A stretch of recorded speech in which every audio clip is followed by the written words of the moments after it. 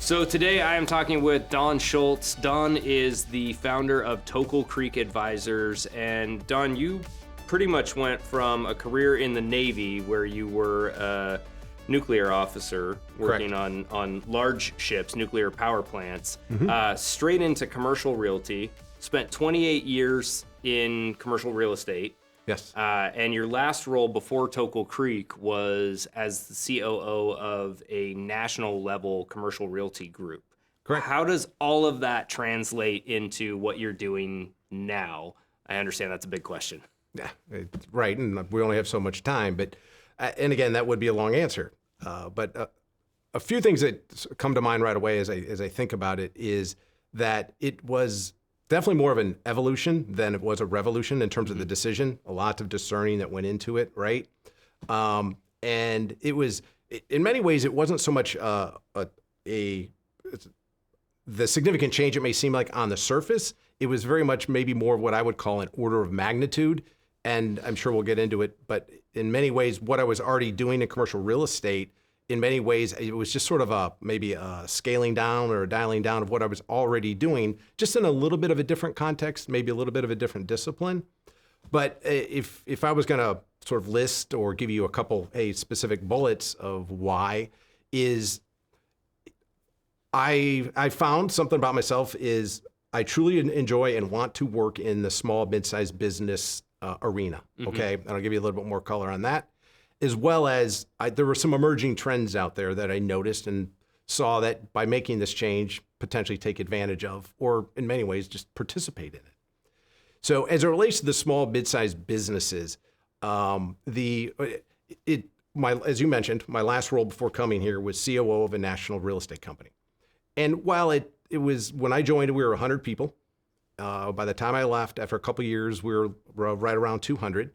But during that time period, I recognized how much I truly, I guess I'll say knew or realized that those type or that size of an entity in business, that's my sweet spot. I really enjoy the smaller mid-sized companies, as well as something you may not know about me. I actually grew up in a small business back in the Midwest. And, all kinds of learnings came from that and appreciations, all that sort of thing. So in many ways, I think after almost 30 years in commercial real estate, call it the corporate world, I felt like maybe a little bit of a homecoming and decision to kind of go back to that small business arena. From a trends perspective, some of the things I was paying attention to and noticing was from a demographic perspective, when you may have heard or read or hear, but this, I call it, many will call it the baby boomer tsunami. The retirement of all these baby boomers that's happening in the next many years, and it's actually already started, but so many of them were small, mid-sized business owners. And many of them are at the point now where they want to retire, whether they're going to give it to somebody else in their family, or they're going to sell it on the open market. There are so many businesses now that are quote unquote changing hands.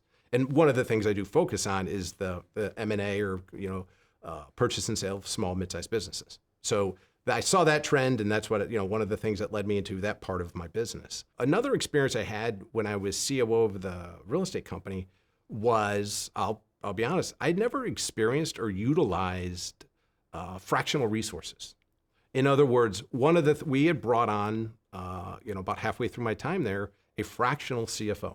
And at first I thought, I understand the concept of what a fractional CFO is, but is that really going to work well for us? Because you get very used to the concept of hiring full FTEs or people onto your payroll, W-2 employees.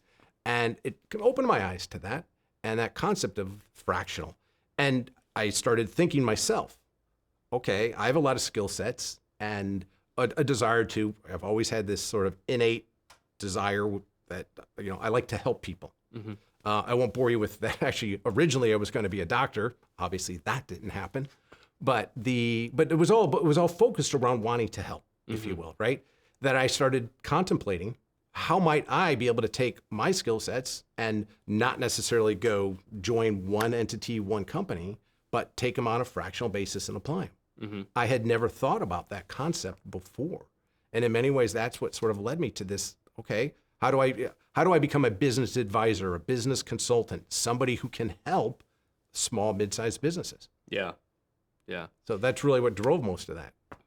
Yeah, I think that's a great segue, because one of the next questions that I wanted to ask was, how have you translated the skill sets that you picked up both in the Navy and in corporate America and moved that into this space of helping a lot of more mainstream America businesses? Sure. And what has maybe come from elsewhere that you apply to business advising? There's some that I say are more, I guess, obvious, and some maybe less obvious. When most people think about commercial real estate, a lot of people who maybe aren't in it, they very often think of transactional work, which I did a lot of, more brokerage, right? Buying and selling real estate, leasing real estate, sort of acquiring and disposing, if you will. And again, there's a direct correlation to what I do now from that, in that the M&A or business brokerage work is obviously, it's very transactional. You actually need a real estate license to do it. So there you can, make that, that very short mental leap to understanding it's very much, that same transactional work. Because for those who aren't familiar, haven't done a lot of, M&A or business purchase and sale transactions, it is very, very similar to a real estate transaction, okay? So there's that direct correlation, because it truly is. By the way, in the state of Washington and most states, you actually have to have a real estate license to do it. So there's that direct correlation to that kind of work. The other part from, I'll say again, from commercial real estate, a good portion of my career was in commercial real estate services. And what I mean by that is, think of large corporations who take their real estate needs and outsource them to other companies who are experts in real estate. Mm-hmm. And I managed large teams, large accounts in that space. And what I think a lot of the people who aren't, again, in the industry of commercial real estate don't fully realize, it's essentially like these corporations that will take a big, and we're talking, upwards of hundreds of people at times, and outsource that function to these larger organizations that I worked for. And in many ways, you're actually, when you run those accounts, it's running a business. Mm-hmm. You have a P&L that you're responsible for, and you are responsible for delivering all the various aspects or disciplines that you would otherwise, deliver as a owner of a business or person running a business. You have finance, you have operations, you have sales, you have, marketing, you'll have human resources, technology, IT, all of those things. Mm-hmm. So you, in many ways, you're sort of operating a small business inside of a larger organization. Right. So and again, that just drawing on that experience over so many years, and now just applying it out in a sort of in a different way or in a different context, if you will. Again, like I said earlier, a little bit about scaling it down. It's very easy to see how that would apply and how I've been able to transition that. Who do you partner with? Who or what resources do you rely on as a business owner and as a consultant? And then is there, is that a favorite book? Is it a mentor? Is there some other sort of resource that you've stumbled across that has become very valuable for you? One of the things that I quickly realized in running my own business is how networking, and the concept of networking, it's very different. And I would argue has a greater importance in that smaller, mid-sized business, running your own business arena. Because if you think about working in a larger corporation, you've got a lot of resources. There's when you show up, you're responsible for a function or a team or a discipline of some sort. But somebody's running the computers in IT. You need HR help. There's an HR organization. You need sales and marketing. You've got that's already established. The people, process, tools around those different disciplines are there. As a small business owner, when you first start up, you're everything. And while I understand all those different aspects and have worked in, managed all those, it's very different when you have to actually deliver on all of them. That was maybe more of the first realization, right? Yeah. So what I did, and I would tell you, I easily spent the first 6 to 9 months of my time in building the business was really, truly fleshing out and establishing a strong network. And this is what I'll call a network of partners, not contractual. This is the getting to know, like, trust these individuals that you can either lean on them to help you or lean on you to help your clients, right? because I don't do everything. It had to establish that network out there of different, people who do different things. And again, many of them are fractional. It's that concept. I'm, again, very amazed at how many different fractional services or functions there are out there, but establishing and building that network. If I'm going to speak to also influencers, or I wouldn't call them mentors. It's just people who have influenced me, and the list is long, but I'll speak to sort of more recent, I'll say.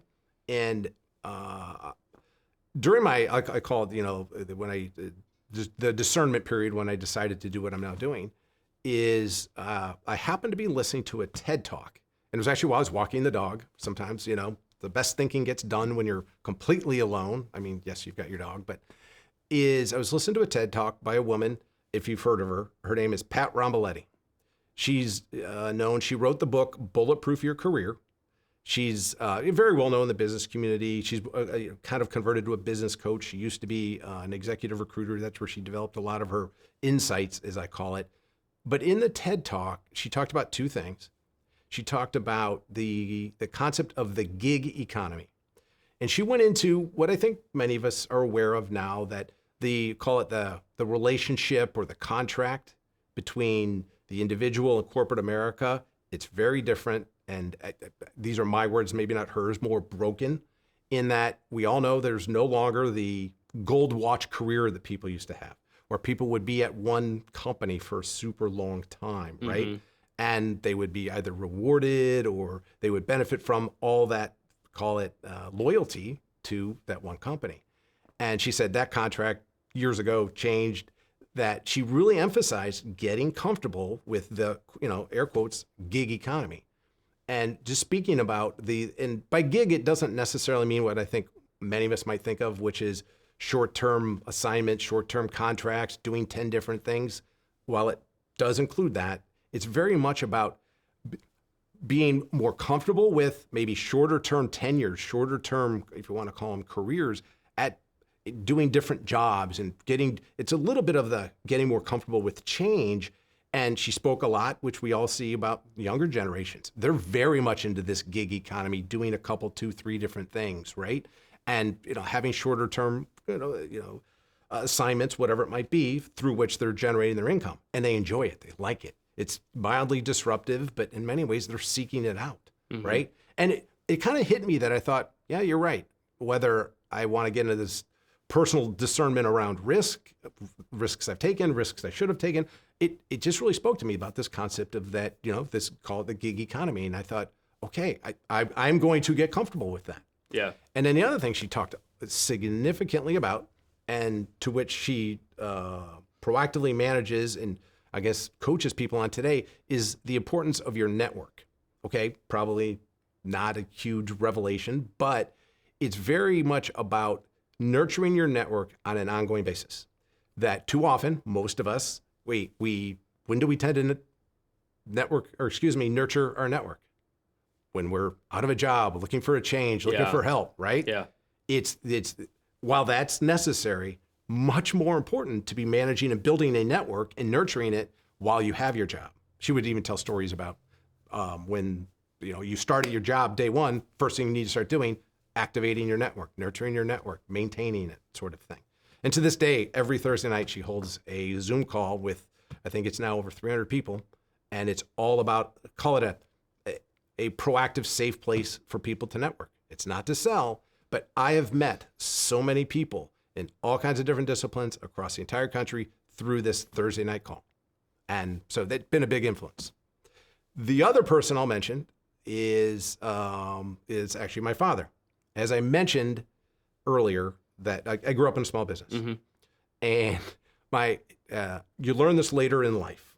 As a kid, you see the fruits of, dad's business doing well, and you don't understand sort of what it took to get there.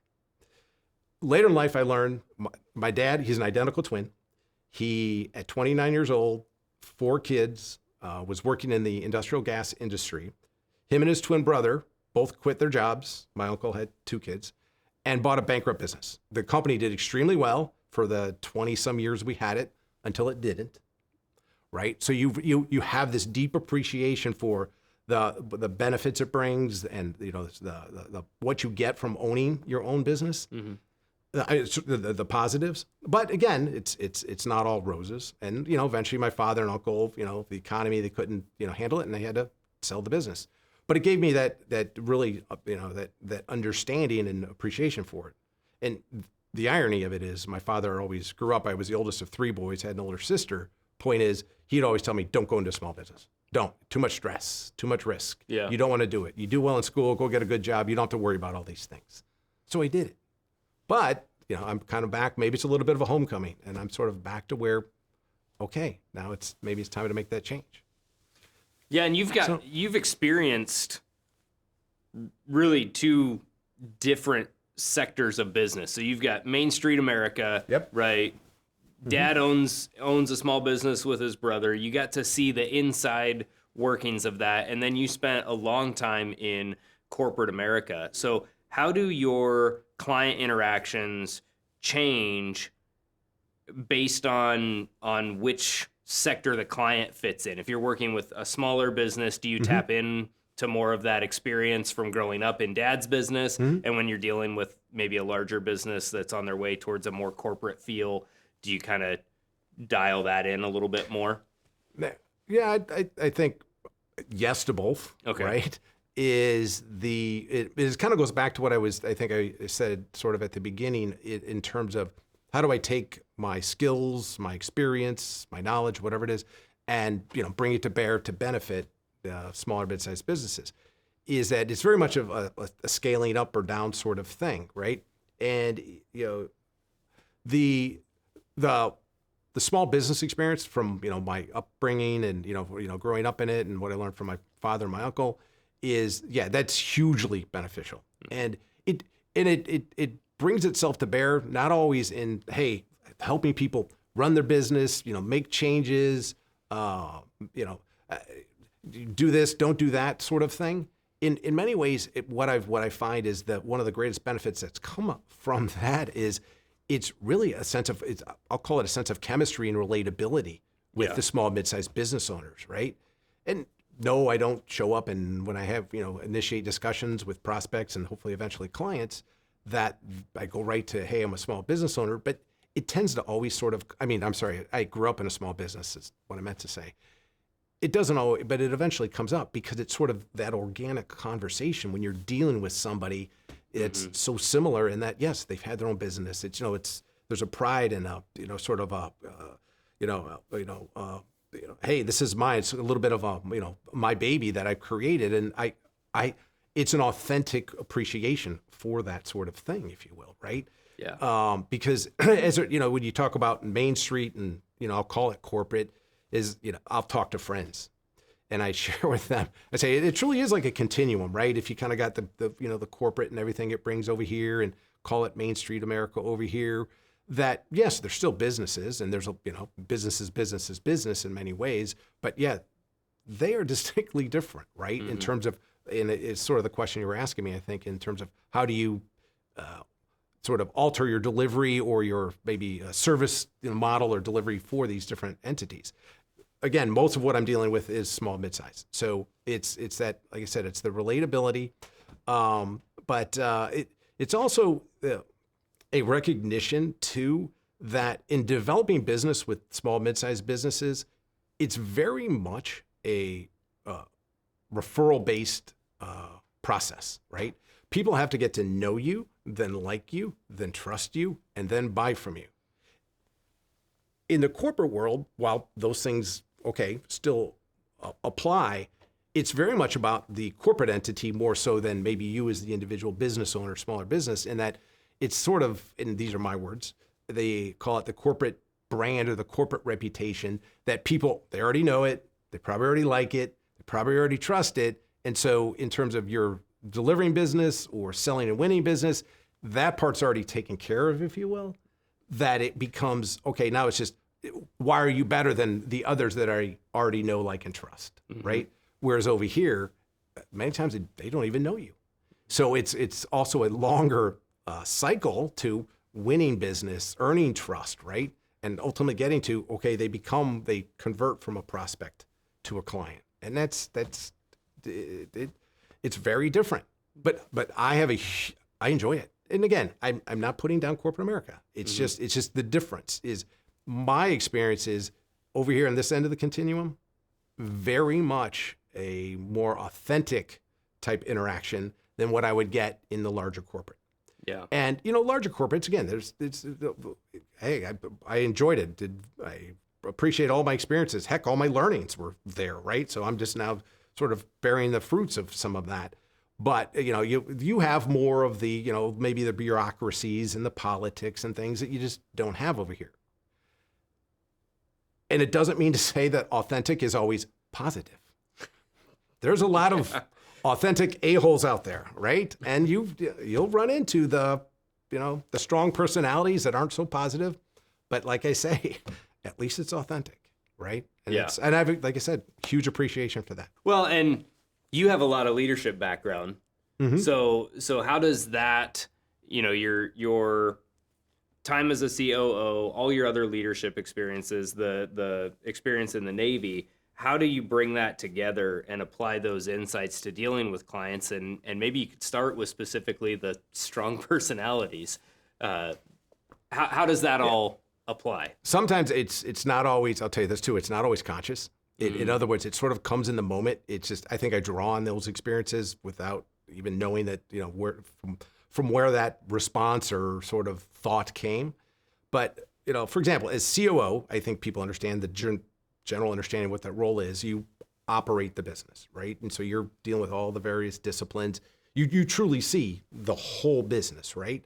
And, in my past role, it was very much about improving and, helping and prepare a company to scale up. So a lot of, I don't know if I'll call it fixing, but, delving into each of the different various disciplines and understanding them deeper than I had in the past, understanding what's working well, what's not, and, making the appropriate changes.